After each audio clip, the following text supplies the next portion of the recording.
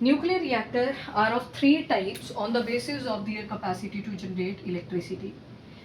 Number one is microreactor, second is small modular reactor, and third one is conventional reactor.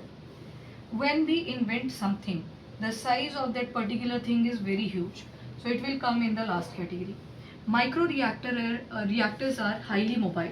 That is, I can take this type of reactor from one location to another. Let's say this is a truck, I can create my nuclear reactor over this truck only. If UP do not have electricity today and it's very mandatory that they must have electricity, I will carry this nuclear technology with the help of truck only.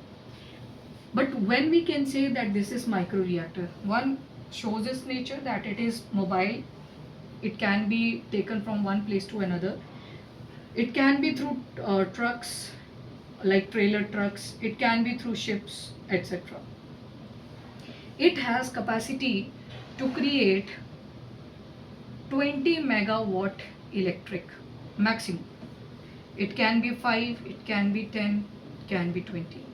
When it comes to small modular reactor, I cannot take these modules from one location to another, but if I have created this one module to generate electricity, then I said that now I have infrastructure, I am creating electricity continuously, I am selling this electricity, I can add one more module in the existing module.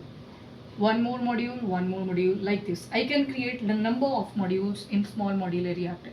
Now what is its capacity? So it can be 20 to 300 megawatt electric.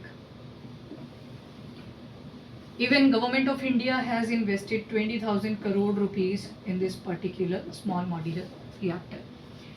Last is conventional reactor. Now it is very huge in size. It must be present near the water body, creating lot of heat. This nuclear reactor has capacity of 700, 1000 megawatt electric. So it goes on. Maximum energy can be created here.